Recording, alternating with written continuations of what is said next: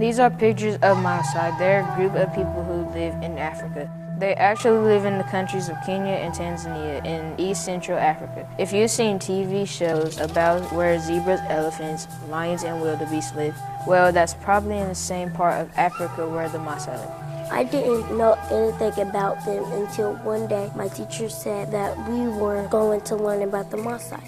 The Maasai have lived there for over 500 years. They are really neat people with an awesome history. Many of the Maasai still wear the traditional red wrap called a shuka, but it also comes in other colors. Some Maasai have moved to towns and big cities, but most Maasai still live in the bush. That's what the land is called, although some places don't have much bush. The Maasai in the bush don't have electricity or gas in their homes. They don't have running water either. As my teacher was talking, I wonder what it would be like if I were a Maasai.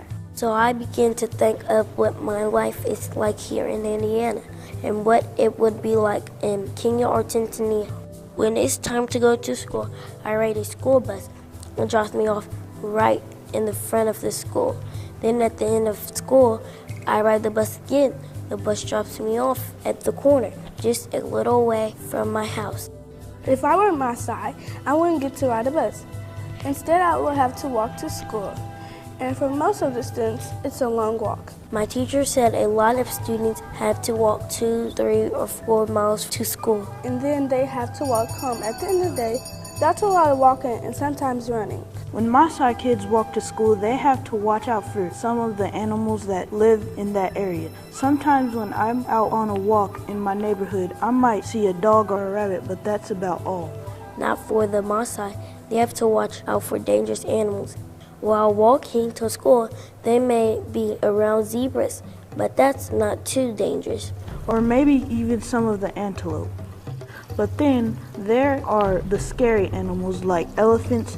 There's also some very dangerous Cape buffalo. I think I would be most scared of lions.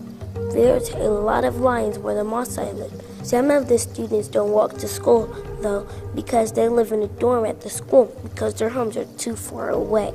I think it would be tough because I miss my mom and dad, and I think they probably do also.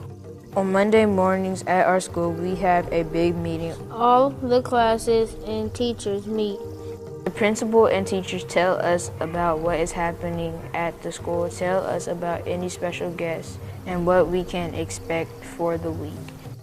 At some schools, the Maasai students meet together each day before school starts. The headmaster talks about ways the students can stay healthy and what students can expect in class that day. When I go to school, I have a backpack. But do you see what some of these students bring with them? They have sticks, and some have containers. Do you know what those are for? My teacher says each of the students at this school have to bring sticks so that a fire can be made to cook lunch. Can you believe that? They don't have electricity or gas for ovens and stoves, but there are no trees around the school. The students have to bring branches. That's why the older students have to bring water to school so the cooks will have it to cook with, and the students will have something to drink. Sometimes during the morning meeting, the students will sing a song, just like this one. Simamia. Baba simamia basi yangu, simamia. Baba simamia basi yangu, nimekuachia. Once we're done with the morning meeting, we all head to class for the day. We do a lot of reading. The teachers work with us on math facts. Here's the teacher is using a smart board. My favorite class is science. Here we are using microscopes to look at things. We also go to the computer lab every day. We do all sorts of things on the computer, like science and math. At the Maasai schools, they don't have a lot of things we have, especially the schools that don't have electricity, but they still have classes. The teacher will help the students learn. At home, many of the students speak Maasai, which is also called Ma. In school, the students do read books in Ma, but they may also learn Swahili. In Kenya, the official language is English, so all the students also learn English. I wish I could speak several languages. At the end of 8th grade, they will take a very big test. If they pass, they can go to high school if their parents can afford it. One of my favorite parts of the day is lunch. On this day, we have a choice of sandwiches or pizza sticks. We also have vegetables and fruit and milk. Sometimes I also get juice. For the Maasai at their schools, they have lunch also, but it's not as fancy as our lunches. On this day, they had hominy. That's all. They didn't get fruit or vegetables or milk. Another thing that I really like is PE and recess. That's when we get to play a lot. In the playground, we have swings and things to climb on. A lot of us like to play basketball. That's the favorite sport at our school. Maasai students also like to exercise. One of the games they like to play is like our hopscotch. I don't really know how the game is played, but she seems pretty good. But for the boys, their favorite game is soccer. The students play soccer whenever they can. They don't have a regular soccer ball though. Soccer balls are expensive, plus they go flat a lot when they hit rocks or thorns near the field. I don't know if I could kick a ball that small very well. Even though their field doesn't have grass, they seem to be having a lot of fun. Of course, the Maasai, just like us, have lives outside of the school. After school, I go home. That's my house there. I live in a pretty big neighborhood. The Maasai live in small villages in houses that are made out of sticks and mud. Because the homes are made with mud, it helps keep them cool in the summer, warm in the winter.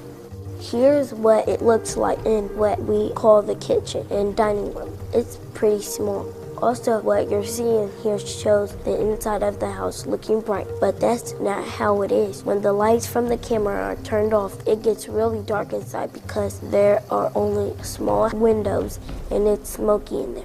The good news is that the smoke keeps the flies out of the house. At my house, when I want to drink water, I just go to the kitchen and get some from the faucet. It comes out cool and tastes good. That's not the case if you live in a Maasai village. This village is fortunate to have some water near them. Before this lake was made, the villagers had to walk several miles to get water, and sometimes there would be Cape buffalo there. They are dangerous, so when that happened, the village would have no water that day. But the water isn't like the water in my house. This water is used by everything. The villagers own cattle, use the lake. So do the villagers' goats. That is also where the Maasai in the village gets their water. One of the mamas still have to walk to the pond to get water. You can see it's not very clean. That water has to be boiled before drinking because it carries a lot of diseases. Some Maasai villages do have water wells with water that's safer. At my house, I'll help with some chores. My job is to take out the trash and set the table. For young Maasai, the girls help around the house. The young boys help with the village's herds. Boys as young as 4 years old will go out with their older brothers and fathers to take the cattle and goats to water in green grass. Sometimes it is a very long walk. Some children don't go to school because they are needed to help their families. When it's time to eat, my mom gets something out of the refrigerator and cooks us dinner on the stove or in the oven. The Maasai don't have electricity or gas in their homes. That means they have to cook over a fire. Sometimes the men may cook a goat outside. There also might be some goat fat soup. I'm glad we learned about the Maasai in Kenya and Tanzania.